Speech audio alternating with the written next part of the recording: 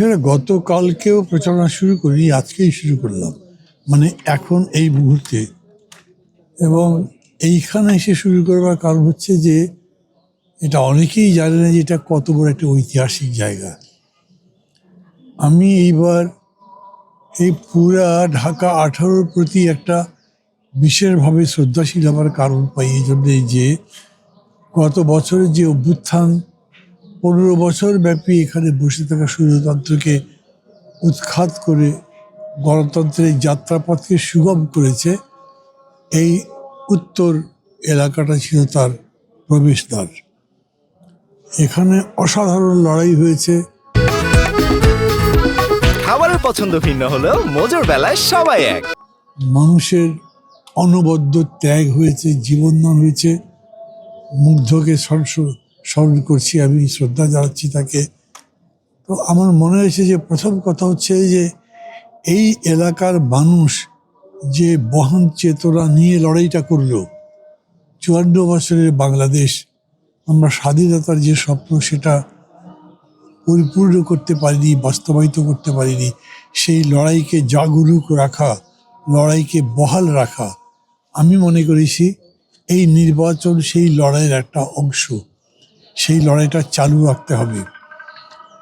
মানে আমরা বলি অনেক কথাবার্তা, কিন্তু শেষ পর্যন্ত কীরকম হয়, এতবার একটা অভ্যুত্থানেও এর যে স্পিরিট তার অনেক কিছুই ধীরে ধীরে নষ্ট হয়ে যেতে বসছে।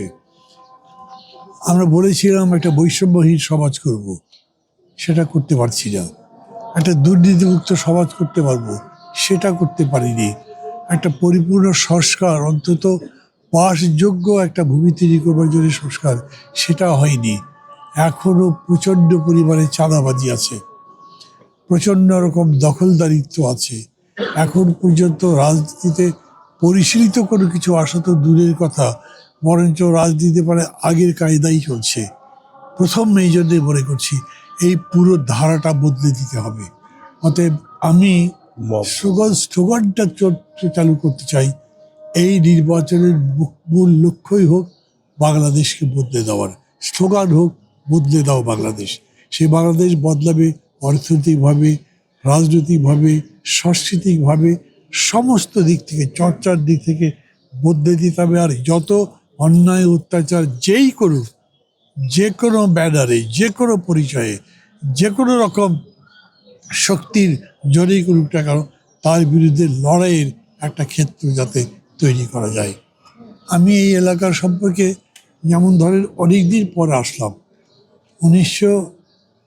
2018-তে যখন নির্বাচন করি, তখন আমার পাশে দাঁড়িয়ে আছেন শহীদ উদ্দিন মাহমুদ স্বপন, উনি এটার প্রার্থী ছিলেন। সেই সময় এইখানে ভেতরে আমরা লুকিয়েছিলাম প্রাণ ভয়ে। বাইরে থেকে প্রচণ্ড রকম ইটের বৃষ্টি করা ছিল, ঢিল ছড়া হচ্ছিল, আমাদেরকে মেরে ফেলার ষড়যন্ত্র করা হচ্ছিল।